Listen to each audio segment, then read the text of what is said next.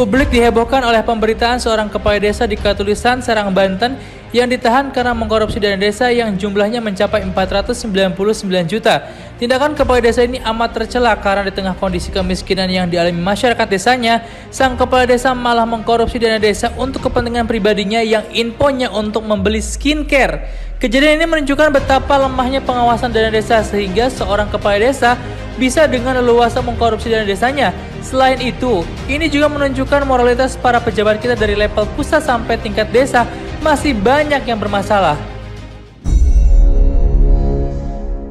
Kita semua pasti setuju bahwa pada bulan Oktober 2023 nanti adalah masa di mana para capres dan cawapres mendaftarkan dirinya ke KPU untuk bisa tanding di 14 Februari 2024. Yang terjadi saat ini di mana 4 bulan lagi adalah bulan Oktober, media banyak isi beritanya tentang lobby-lobby, langkah-langkah para calon mencari dukungan partai, dukungan tokoh masyarakat, dukungan termasuk tim ses yang mulai cari angin dengan siapa mereka memihak. Dukungan kepada calon capres itu pertaruhan yang bisa membuat mereka panen 5 tahun ke depan atau puasa 5 tahun ke depan.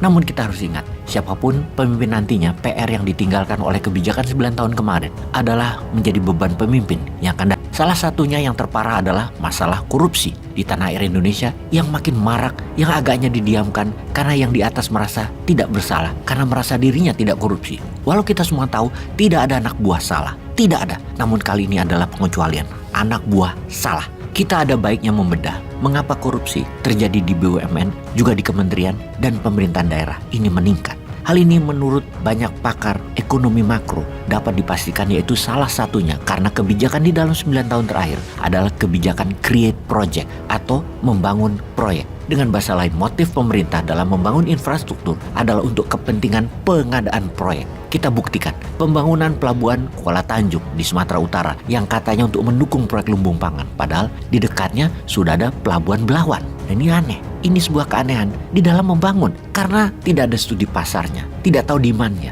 Contoh lain lagi, Bandara Sepi, Kertajati di Majalaya, proyek food estate yang mangkrak dan gagal total di Kalimantan, triliun itu nilainya. Ada lagi Bukit Algoritma Sukabumi. Banyak lagi proyek-proyek yang jalan di tempat atau mangkrak. Karena itu tadi motifnya itu create project. Karena membangun proyek termasuk infrastruktur, banyak yang tidak ada visibility study-nya, tidak visible secara bisnis. Maka penunjukan semua proyek tersebut, di mana yang mengerjakan tentunya BUMN. Inilah asal-usul munculnya kasus-kasus di BUMN karya yang merugi dan korupsi membengkaknya. Biaya itu terjadi. Pembengkakan, kalau kita melihat sejarah BUMN, biaya pembangunan infrastruktur pada era Soeharto itu berkisar 30%-an. Namun, kata Pak Menteri Koordinator Bidang Maritim dan Investasi, Pak Luhut Binsar Panjaitan, pernah mengatakan bahwa kebocoran pada zamannya ini mencapai 40%. Selain itu, proyek-proyek itu visibility study-nya nggak ada. Atau kalaupun ada dibuatnya asal-asalan, juga terburu-buru, tidak lewat Bappenas pada umumnya proyek-proyek itu. Dia menjelaskan bahwa sejumlah kasus dan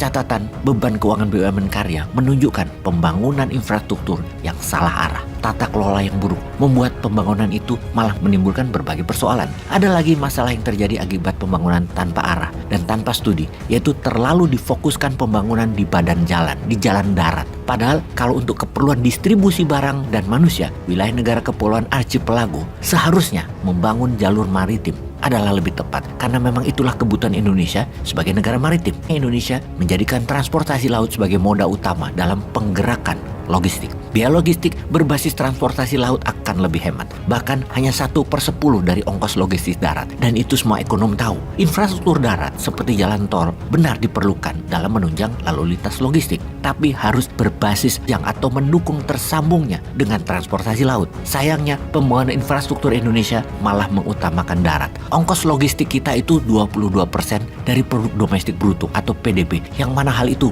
mahal sekali atau tinggi sekali. Karena apa? Karena 80% barang di Indonesia diangkut lewat darat. Padahal di seluruh dunia 70% barang itu diangkut lewat laut. Karena ongkos darat 10 kali lebih mahal dari laut. Padahal maritim itu adalah cita-cita Pak Presiden Jokowi saat dirinya mendeklarasikan keinginannya ketika dirinya menduduki kursi RI 1 itu, yakni bahwa kita akan kembali ke laut atau berhenti memunggungi laut. Itu kata beliau. Nyatanya pembangunan infrastruktur belum benar-benar mendukung laut dan belum menunjang peningkatan performa logistik. Berdasarkan data World Bank, logistik performa Performance Index atau LPI Indonesia pada tahun 2023 anjlok 17 peringkat. Dari 139 negara, Indonesia berada di peringkat 63 tahun ini. Padahal sempat ada di peringkat 46 pada tahun 2018. Inilah PR terbesar pemimpin ke depan, menurunkan biaya logistik. Bukan asal bangun proyek di luar Bappenas dan proyeknya harus ngutang. Tapi ini mending sih, kalau dibandingkan korupsinya Menkominfo, anggaran dikucurkan 28 triliun, sudah dikeluarkan 10 triliun, 8 triliunnya diembat,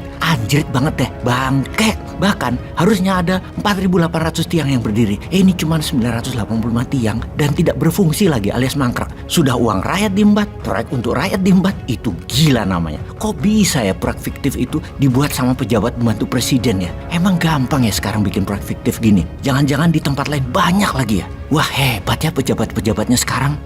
Peace.